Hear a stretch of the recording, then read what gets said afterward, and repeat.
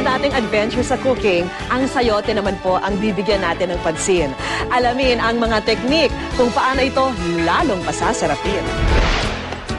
Ang gulay na sayote, madalas present pero hindi natin ito masyadong binibigyang pansin. Well, it's about time na bumida sa hapagkainan ang gulay na ito dahil panalo raw ito pagdating sa mga benepisyo. Anti-hypertensive o nakakatulong daw magpababa ng blood pressure ang sayote. Siksik din sa dietary fiber na makakatulong naman sa healthy digestive system. Meron ding potassium na nagpapatibay ng ating cells and tissues at B-complex naman for energy. At ngayon, patutunayan namin na ang sayote hindi lang winner sa sustansya, kundi pati na rin sa lasa. Lalo na't kung susundan ang mga recipe na hatid ni Chef Ray ng Clicks Culinary Learning Institute. Ang una nating gagawin ay isang kakaibang recipe na tinatawag na sayote spaghetti.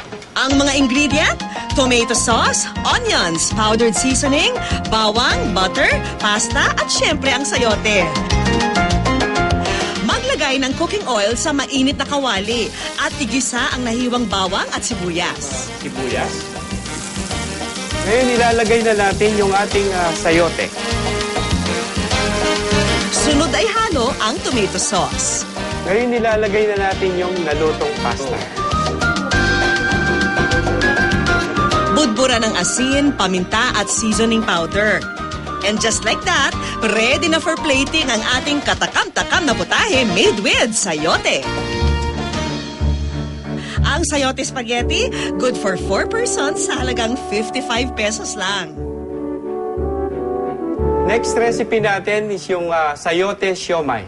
Kailangan ng giniling na pork, binating itlog, carrots, asin, paminta, spring onions, cornstarch, toyo, cooking oil, siomai wrappers at syempre ang sayote. Paghaluin ang nahiwang sayote, carrots, itlog, toyo at spring onions. Isunod ang isang kutsarang asin, paminta, cornstarch, isang kutsarang cooking oil at giniling na baboy. Haluin ng mabuti ang ingredients at pagkatapos, ibalot ang mixture sa siomai wrapper.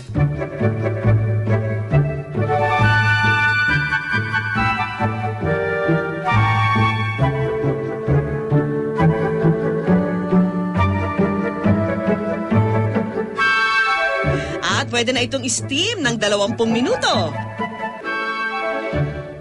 Magandang pambalanse raw sa pork ang additional sayote sa siomai dahil low in calories ito.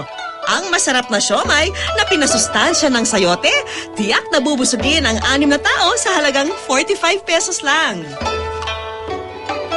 Perfect naman for dessert itong ating next recipe.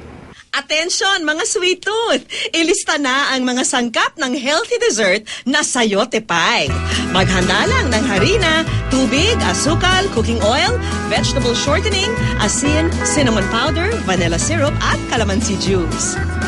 Para sa palaman o filling ng pie, pagsamahin ng sayote, vanilla syrup at cinnamon powder. Sunod naman yung calamansi juice. Pagkahalo, palamigin sa ref ng 8 minutes.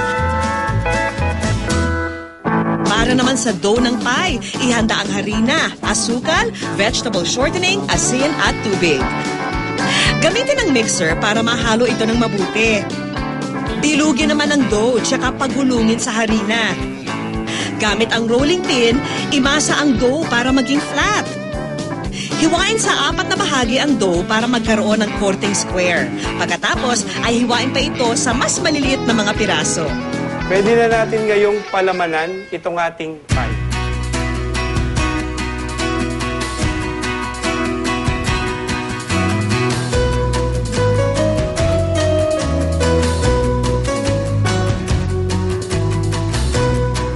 Sa mainit na kawali, isa-isang prituhin ang mga pie. Hintaying maging golden brown ang magkabilang parte nito bago hanguin.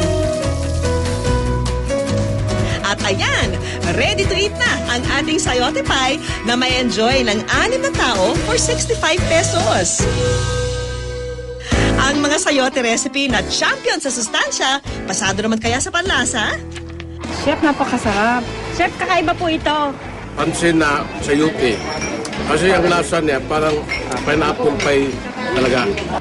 Kaya, hayaang bumida ang sayote sa inyong hapagkainan. Siguradong ang ending, hindi lang kabusugan, kundi isang kainang mainam sa kalusugan.